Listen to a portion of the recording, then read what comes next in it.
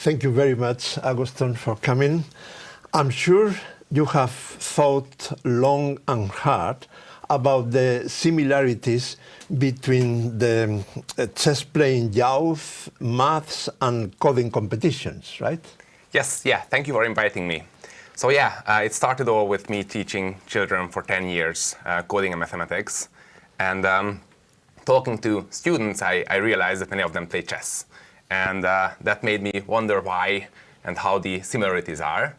And after having interviewed them quite a lot, it turns out that there are so many similarities that it's actually worth thinking about how to teach them together, or like how we can advance this thing. So basically, if you think about it, in chess, you have to have strategic thinking and proper prioritization. In a programming competition, you have to have the same thing. It's not only when you are already there and you are facing the opponent or facing the challenges, but at the preparation stage, I think it's even more important what you have to go through. And this starts with being resilient, being there, having a great motivation, even though you will not only face success, but there are many failures that you have to go through. You have to stand up, and you have to have a proper and long-lasting and not like short-term optimized strategy of how to prepare. Now, I think my next question is a very important subject, not only for the chess world, but for everybody.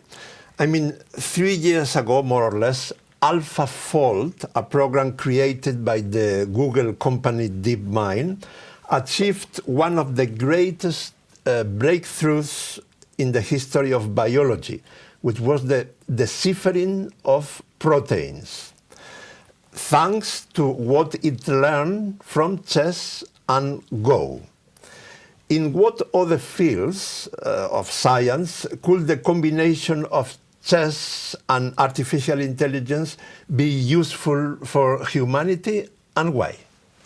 First of all, I think there are many fields here, but I would like to point out one of them, and that's education. And because of the aforementioned reasons, I think chess has a great role, and I think it should be even increased in the role of education. But now that machine learning, the focus has been increased, and new strategies came up, and much larger models, I think we have an opportunity ahead of us to invest heavily in machine learning and education as well, involving chess, of course. So I'm thinking about just some problems. If you look at it, that many children have the problem of coming out of classes, either in elementary school or in high school, not understanding things properly. And they have, sometimes they can go to their parents, right? And they answer the questions, but sometimes the parents cannot answer all the questions. What could be a way of having an artificial intelligence, an agent that helps answering questions to kids? And that can already be achieved today, right? And this could leapfrog education of children. And combining this with chess, with the prioritization, strategic thinking of chess, I believe that in the next 10 years, we are going to see such a great improvement in education as we've seen in the past 1 year with regards to artificial intelligence with Google Bard and ChatGPT. You are giving us very good news indeed, because we are very convinced about how powerful chess can be as an educational tool. But now I have to ask you about some much more uncomfortable subject, okay? Cheating in online games is the biggest problem in chess right now, I'm afraid. I know you are not a chess expert, but can you give us some clues on how artificial intelligence can help to fix this problem? Yeah, sure. Cheating is not only in chess is a big problem, but in general, with the advancement of large language models, plagiarism is in general a huge problem. And starting from chess, one can analyze a lot of human games and understand structures and features of what a human does.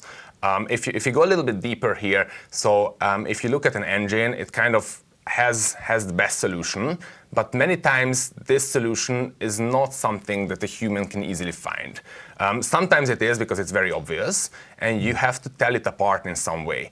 And with the advancement of AI, this will become more and more possible, and models will become more and more kind of knowing of this situation. And then how this is exactly used in chess to avoid cheating is another question. Like how sure you have to be such that you can tell about someone that they are cheating. That's a good question. But I think what we should be pretty happy about is that this is going to become a problem not only in chess but in a much larger community with regards to plagiarism.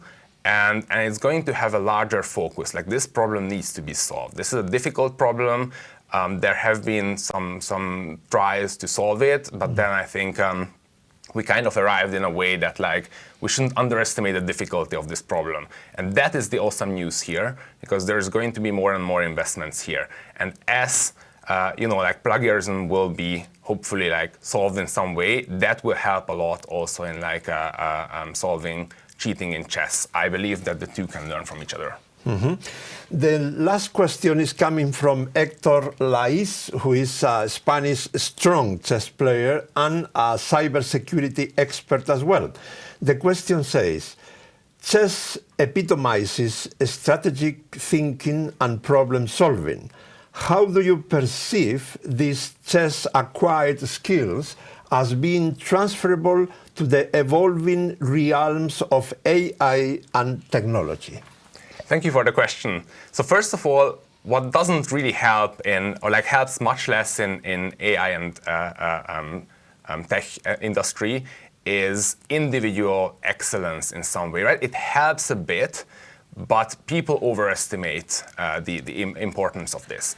And what stays a little bit in the background is how prioritization and problem-solving skills and long-term strategic thinking is a much more powerful game that you have to play if you want to achieve good results. So first of all, what I've seen is that in the beginning of a career, many people start focusing on their individual expertise and having impact through that. But it turns out that the long-term good kind of solution is rather when you focus on the long run and you make the right prioritization moves. And this helps especially since in this industry, I think it's well known that stress is a factor and is a big factor in the game. So what I've seen and what I realized is with proper prioritization, stress can be heavily reduced. Mm-hmm. Well, thanks a lot, Agoston. Now I am even more inspired than before to try to learn more about artificial intelligence and especially the connection with education, which is extremely interesting, I think. And now let's change the angle a bit. How can a chess trainer make his or her student a better person?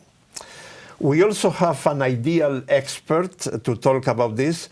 Daniel Weisbarth is the COO of the Magnus Carlsen Chess Academy, which involves more than 300 schools and 15,000 students every year.